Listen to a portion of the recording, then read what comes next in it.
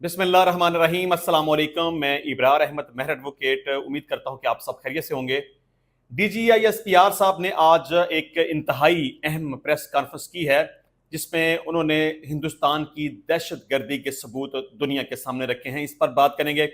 और इसके अलावा इमरान खान साहब की बहन अलीमा खान का कहना है कि पाक भारत जंग नवाज शरीफ और मोदी का फिक्स मैच है।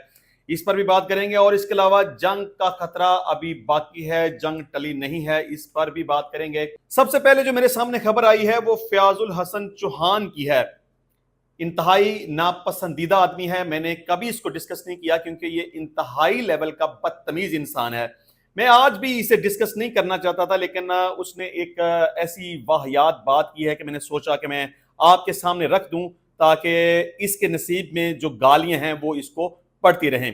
क्योंकि इसने इमरान खान साहब के खिलाफ एक बात की है और इस वजह से सोशल मीडिया के ऊपर इसकी बुरी तरह से दुर्गत बन रही है और पूरे तरीके से इसकी कुत्तेखानी हो रही है।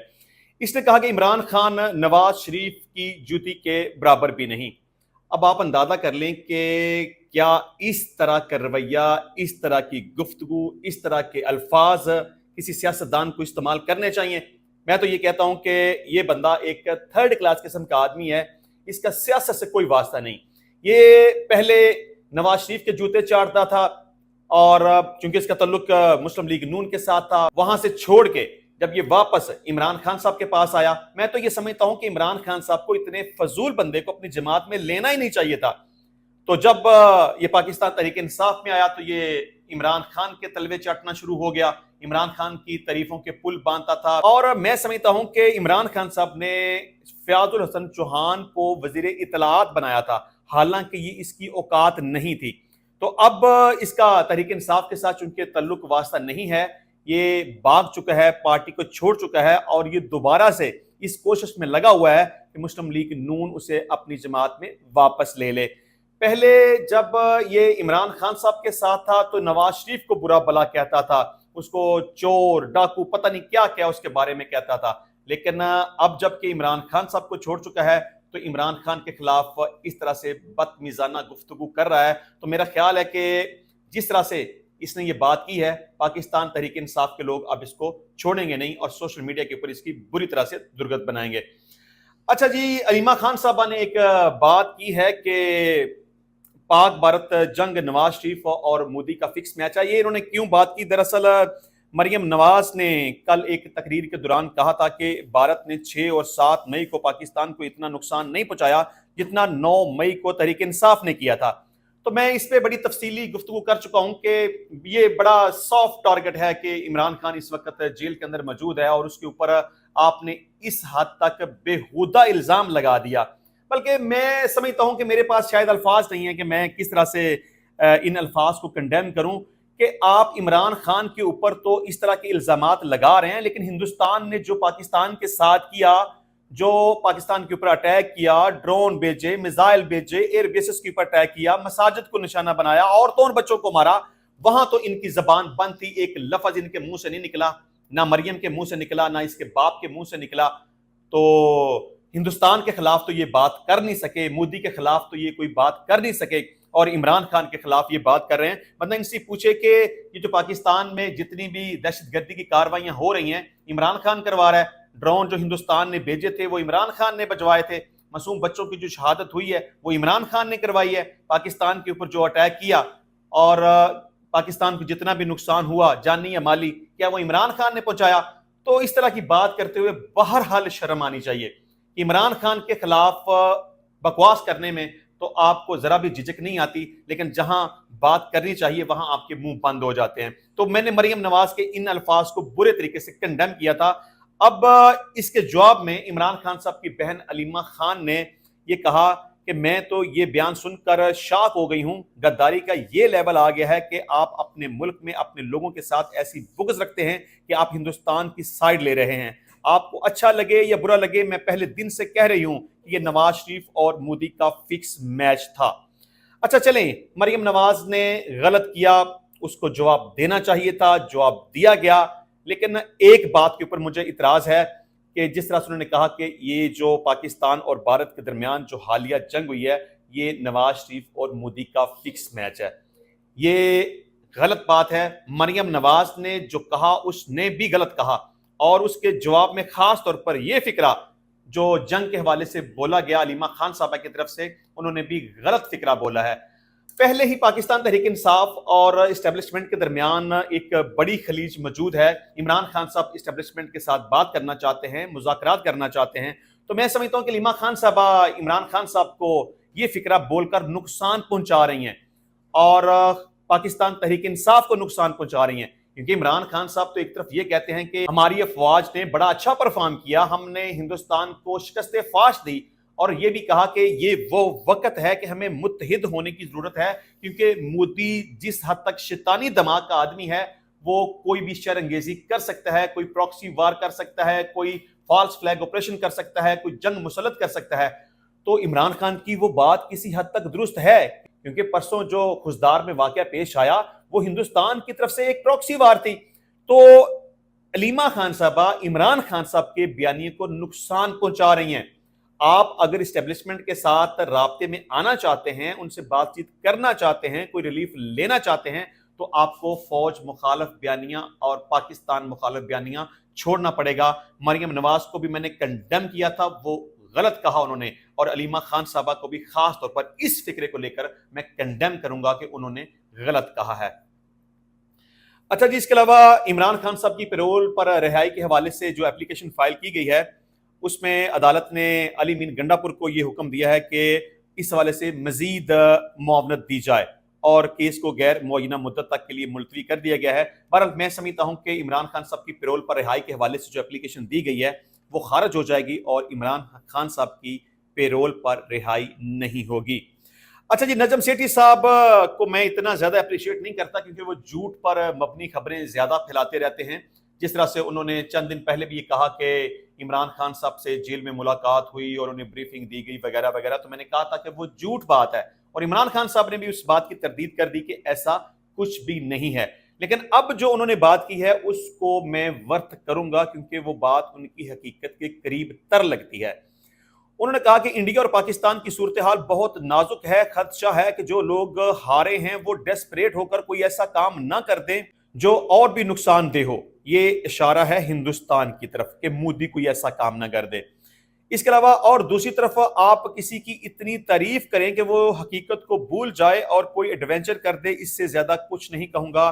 یہ بات ہو رہی ہے کیونکہ جنگ جیتنے کے بعد ہم جس طرح سے سیلیبریشن کر رہے ہیں، جس طرح سے یوم تشکر منا رہے ہیں، جس طرح سے عاصم منیر کو فیلڈ مارشل کا عہدہ دے دیا گیا، تو نجم سیٹھی کی یہ بات صحیح ہے کہ ادھر سے بھی کچھ ہو سکتا ہے اور ادھر سے بھی کچھ ہو سکتا ہے۔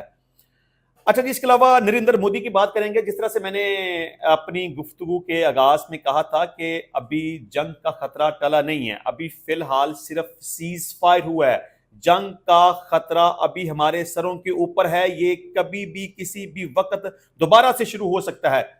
جس طرح سے مودی ڈائیلاگ بولتا ہے، جس طرح سے وہ تقریریں کرتا ہے، یا جس طرح سے پاکستان میں یہ جو حالیہ دہشت گردی کا واقعہ ہوا کہ معصوم بچوں کو نشانہ بنایا گیا، یہ جنگ کسی بھی وقت دوبارہ سے شروع ہو سکتی ہے۔ حالانکہ اس جنگ کو میں کبھی بھی ختم ہوتا ہوا نہیں سمجھ رہا۔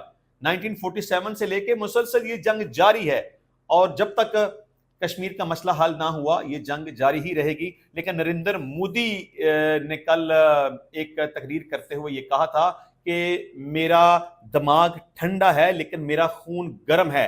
اس نے یہ بھی کہا کہ پاکستان کو بھارتی دریاؤں سے پانی نہیں ملے گا۔ اب مسئلہ یہ ہے کہ پانی کو اگر وہ روکے یا روکنے میں کامیاب ہو جائے تو اسے اعلان جنگ تصور کیا جائے گا، کیونکہ اگر پاکستان کا پانی روک دیا گیا تو پاکستان سروائیو نہیں کر سکتا۔ پھر ہندوستان پاکستان کے اوپر اٹیک کرے یا نہ کرے، پاکستان کی مجبوری بن جائے گی کہ وہ ہندوستان کے اوپر اٹیک کرے، کیونکہ پاکستان کی زراعت کا 80% اس پانی کے اوپر ڈیپینڈ کرتا ہے جو کہ ہندوستان کی طرف سے آتا ہے۔ تو میں سمجھتا ہوں کہ درمیان میں کسی دوسرے ملک کو آنا چاہیے، جس طرح سے امریکہ نے آفر کی تھی۔ اب ایک دفعہ آفر کر کے سیز فائر کروا کے وہ خاموش بیٹھا ہے، درمیان میں آ کے اس مسئلے کو حل کرنا چاہیے۔ اور خاص طور پر سیز فائر تو ہو چکا، لیکن جو سب سے بڑا مسئلہ ہے وہ پانی کا مسئلہ ہے، وہ سنتاس معاہدہ کا معاملہ ہے جو اس کے سسپینڈ پڑا ہوا ہے ہندوستان کی طرف سے۔ اگر وہ مسئلہ حل نہ ہوا تو میں جنگ کو ختم ہوتا ہوا نہیں دیکھ رہا۔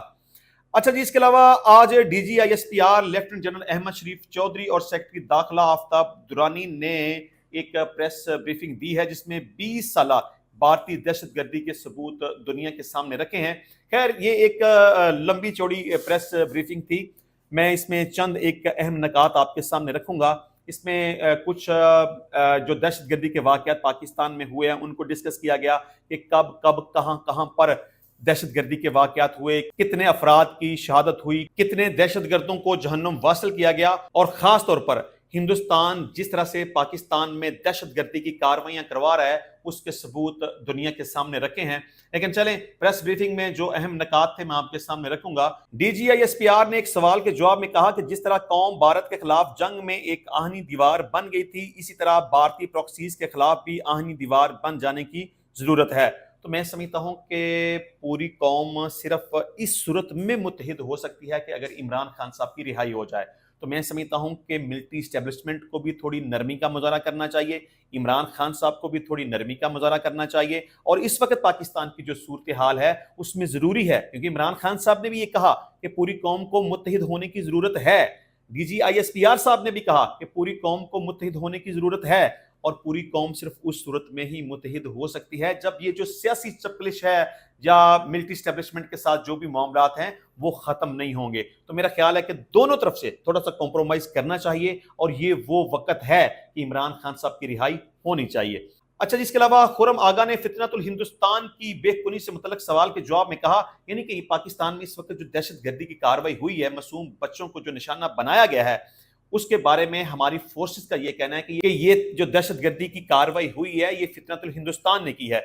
तो इस हवाले से जवाब में कहा कि मुल्क में दहशतगर्दी के वाकयात में इजाफा हो रहा है। जैसे सानिया APS के बाद ऑपरेशन ज़रब अज़ब शुरू किया गया था, इसी तरह फितनतुल हिंदुस्तान के खिलाफ भी ऑपरेशन की मनसूबाबंदी की जा रही है और इन दहशतगर्दों का सफाया किया जाएगा। अच्छा, जब से ये पाकिस्तान में बलोचिस्तान में वाकया हुआ, मासूम बच्चों के ऊपर जो अटैक किया गया, उस वक्त से लेके सोशल मीडिया के ऊपर जो सबसे ज्यादा टॉप ट्रेंड के ऊपर बात जा रही है वो ये है कि हिंदुस्तान ने तो एक ऑपरेशन सिंदूर लॉन्च किया था एक ऐसे वाक़े को लेकर जिसका हकीकत के साथ कोई ताल्लुक नहीं है। तो अब देखना यह है कि हमारी फोर्सेस क्या करती हैं। तो बहरहाल DGISPR साहब ने इस हवाले से बड़ा सख्त मौक़िफ़ दिया है कि हमारा ऑपरेशन दहशतगर्दों के खिलाफ जारी है। अब तक हम बेशुमार दहशतगर्दों को जहन्नुम वासिल कर चुके हैं, और ये हमारा ऑपरेशन उस वक्त तक जारी रहेगा जब तक कि आखिरी दहशतगर्द को भी नहीं मार दिया जाता। उन्होंने कहा कि हकूक की बात करते हैं तो दहशतगर्दों का इंसानी हकूक से कोई ताल्लुक नहीं होता। जब दहशतगर्द मारे जाते हैं तो हम उनके DNA करवाते हैं तो उनमें से आधे वही निकलते हैं जिनकी तस्वीरें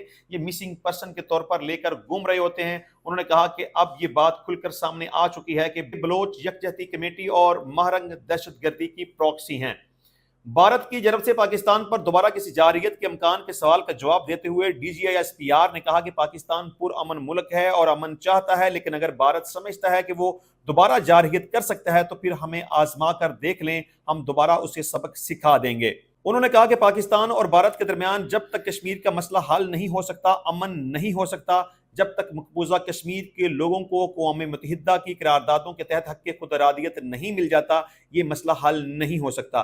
तो मैं इस मसले के ऊपर बारहा दफ़ा अपनी आवाज़ बुलंद कर चुका हूँ कि पाकिस्तान और हिंदुस्तान के दरमियान जो सबसे बड़ा मसला है वो कश्मीर का मसला है, और जब तक कश्मीर का मसला हल नहीं होगा सीज़ फायर कभी रह ही नहीं सकता। क्योंकि जब से पाकिस्तान और हिंदुस्तान अलग अलग हुए हैं उस वक्त से लेकर आज तक ये मुसलसल हालत जंग में है, और मसला सिर्फ ये है कि कश्मीर को जब तक रिजॉल्व ना किया गया ये जंग खत्म नहीं हो सकती, दहशतगर्दी की कार्रवाइयां खत्म नहीं हो सकती। क्योंकि इसके दो ही हल हैं, या तो दोनों ममालिक आपस में बैठ जाएं, किसी दूसरे मुल्क को दरमियान में ले आएं और कश्मीर के मसले का कोई ना कोई प्रॉपर सोल्यूशन निकाल दें, या जिस तरह से 1948 में अक़वाम मुत्तहिदा में एक करारदाद पेश की गई थी जो कि मुतफ़िका राय से मंजूर भी कर ली गई कि कश्मीरियों को हक़ खुद इरादियत दिया जाएगा। तो या तो कश्मीरियों को हक़ खुद इरादियत दिया जाए, या ये दोनों ममालिक बैठकर किसी दूसरे मुल्क को दरमियान में डालकर इस मसले को हल कर लें। क्योंकि पाकिस्तान और भारत के दरमियान सबसे बड़ा इशू यही है, जब तक ये मसला हल नहीं होगा अमन नहीं आ सकता। इंशाल्लाह मिलते हैं नेक्स्ट टाइम नई वीडियो में नए टॉपिक के साथ, तब तक के लिए इजाजत दीजिए। अल्लाह हाफिज।